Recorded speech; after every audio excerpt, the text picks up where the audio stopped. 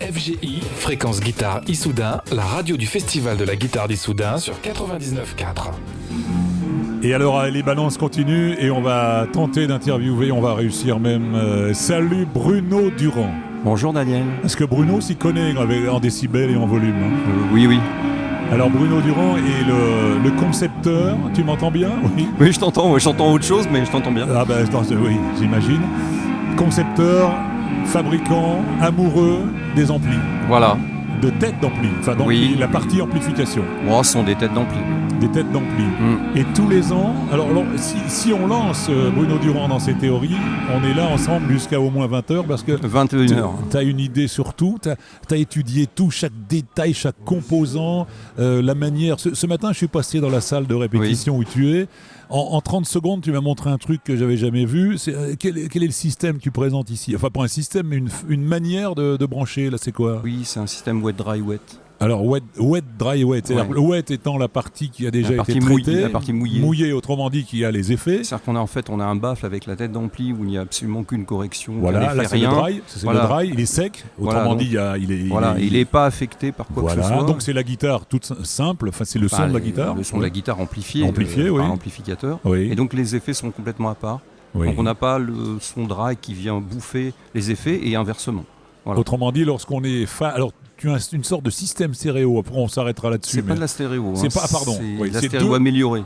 Oui, c'est-à-dire que tu as placé deux amplis, deux caissons, enfin deux enceintes acoustiques de chaque côté. Il y a trois enceintes. Autrement dit, comme il y en a deux de chaque côté, le son vient du milieu, c'est bien connu. C'est ça pour la partie traitée. Non, c'est pas ça. C'est pas ça? Ah bah si. Non, le son vient pas du milieu, parce qu'en fait les effets. Non, on a l'impression en étant au milieu, on a l'impression que le son vient du milieu. Ah non, mais le son vient du milieu. D'accord. Le son vient du milieu, mais de l'enceinte du milieu. Oui. Et là, il n'est pas traité. Et là, il n'est pas traité. Et sur les côtés, oui. On a un effet stéréo, donc droite-gauche, qu'avec des effets d'écho, de reverb, de chorus, de doublage, quoi.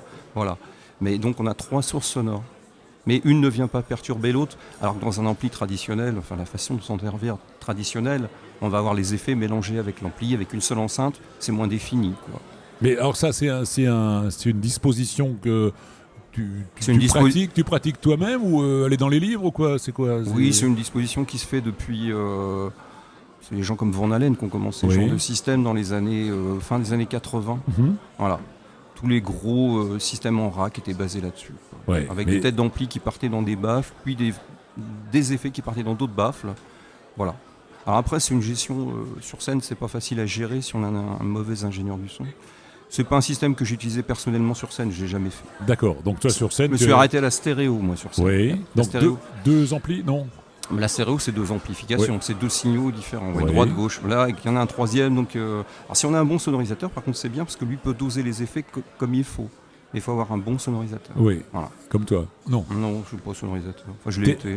Tes amplis se baladent un petit peu partout dans le monde, là ou dans le monde, peut-être pas.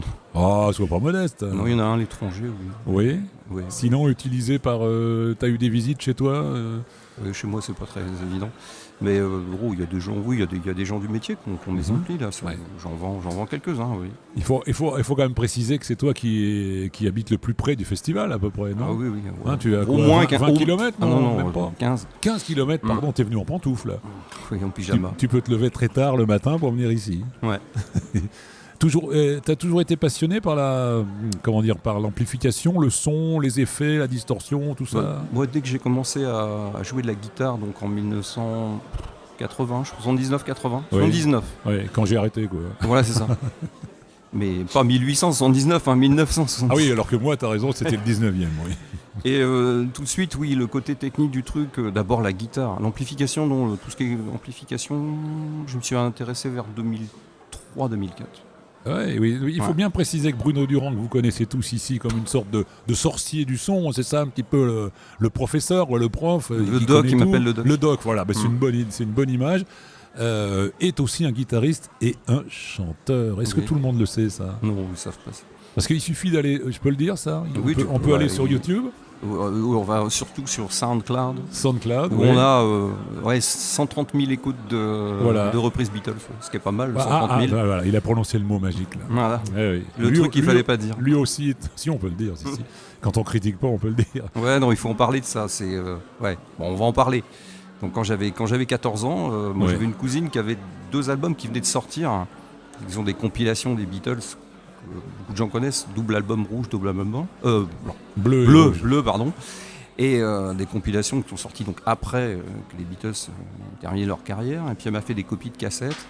Et puis il y avait un morceau qui m'a tout de suite super accroché, que je voulais faire là, mais je peux pas parce qu'il y a du bruit. Ah si, je peux faire ça. I look at you all, see the love, velvet sleeping. While my guitar gently weeps, I look at the floor and I see it needs slipping. Still my guitar gently weeps.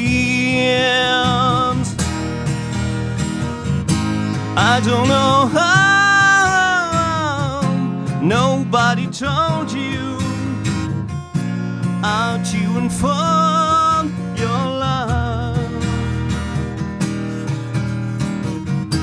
I don't know how someone controlled you. They both hold you. I look at the world and I notice it's turning. While my guitar gently weeps, with every mistake we must surely be learning. Still my guitar gently weeps. Je me rappelle même plus, tu vois. Mais Georges te pardonnera. Alors, je suis obligé de... Ce morceau m'a super marqué dès le départ.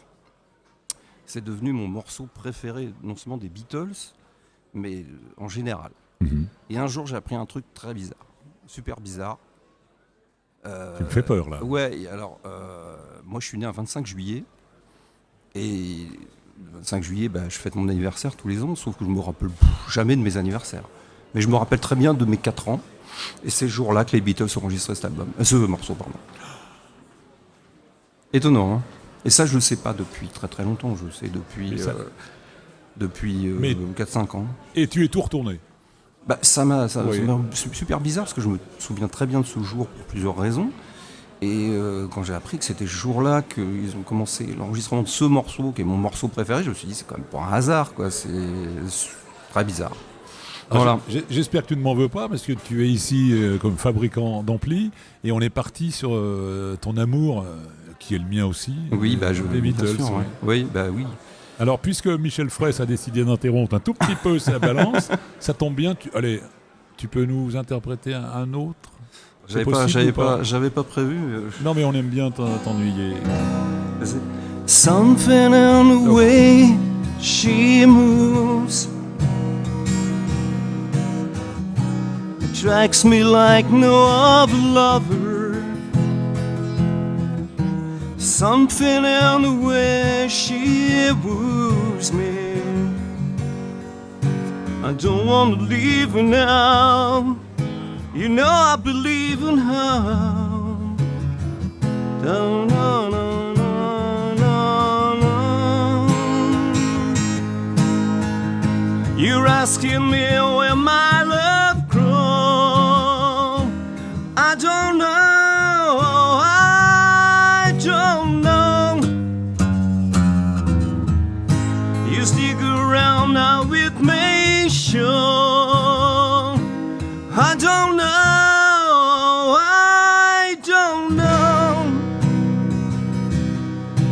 Something in the way she moves attracts me like no other lover. Something in the way she moves I don't want to leave her now. You know I believe in her. No, no, no, no, no, no. No, no, no, no, no, no. Ah, elle est pas belle la vie. Ça faisait longtemps que j'avais pas joué ça. Alors, 2 morceaux de George Harrison. Quand même. Bah oui, mon Beatles préféré. Oui, Something, c'est vrai. Voilà. Je sais plus quoi lire derrière tout ça, mon petit Bruno. On parlait d'ampli, on est parti sur George. Les amplis, c'est fait pour jouer de la musique. Ouais. Est-ce que tu as cherché avec tes têtes d'ampli à reproduire le son de George dans ces morceaux que tu aimes? Oui, alors c'était pas du tout avec mes têtes d'ampli que j'ai fait. Comme le chorus dans Something par exemple. Oui, mais j'ai pas du tout fait ça avec ce genre de matériel sur les reprises. C'est fait avec du digital, faut le dire. Ouais. Alors tu chantais, tu l'as un petit peu entrevu, dit rapidement, tu as fréquenté les balles, tu as joué dans les balles. Hein. C'est ça? J'ai joué professionnellement dans les balles pendant 10 ans. 10 ans, oui. Enfin, même plus que ça, parce qu'enfin 10 ans, puis après une autre période, plus que ça, 15 ans. Mais c'est bien, je veux dire, c'était une belle école, le bal. Oui, ça apprend à jouer un petit peu de tout. Oui. Ouais. Ça, c'est une belle école. Un peu de tout. C'est vrai. Alors, les amplis. Quels amplis? Ah oui, il adore ça. Si je lui en demandais un troisième, il serait capable de répondre. Non, on va peut-être pas lui en demander un troisième. Si tu ferais ça, tu peux? Ah, c'est Blackbird. Ah bah oui. Non, mais j'arriverai pas à la faire. Ça fait 20 ans que je sais pas. Ah, il faut répéter Blackbird, il vaut mieux répéter, c'est vrai. Quelle merveille. Ouais. Donc tu attends tout le monde du côté de la salle. Alors il faut préciser, ne faites pas comme moi, mesdames, messieurs, quand on cherche Bruno Durand, enfin je veux dire, quand on veut Bruno Durand, il faut le chercher un petit peu. Précise-nous où tu te trouves dans le salon. Dans la salle qui est derrière là. Dans la salle, le parcours n'est pas fléché. L'année prochaine, je vais le faire. Je vais mettre une grosse ah oui, parce flèche. que lorsqu'on passe rapidement, mais on se dit, où est donc passé Bruno Durand? Pas que moi, tous mes collègues qui font des amplis guitare, là on est 4. Oui. Et c'est vrai que les gens ne le savent pas, et puis il suffit qu'il y en ait un qui soit parti derrière, on le cherche devant, etc. Donc l'année prochaine, moi, je vais mettre une énorme flèche. Nous sommes ici. Bruno Durand. Alors les amplis BD comme Bruno Durand, bien sûr. Et si vous n'avez pas le temps d'aller le voir aujourd'hui, c'est pas loin, à Reuilly, c'est ça? Ouais, bon, c'est pas idéal chez moi. Mais si, arrête. Mais si, qu'est-ce que ça veut dire? Quel homme optimiste, Bruno. La vente par correspondance. Et t'as une voix merveilleuse, il faut le savoir. Mais si. On va se quitter sur un titre, j'espère que tu vas l'apprécier, je l'ai choisi pour toi, et je te remercie infiniment. Écoute, Merci, Daniel, j'espère que ça va te plaire, celui-là.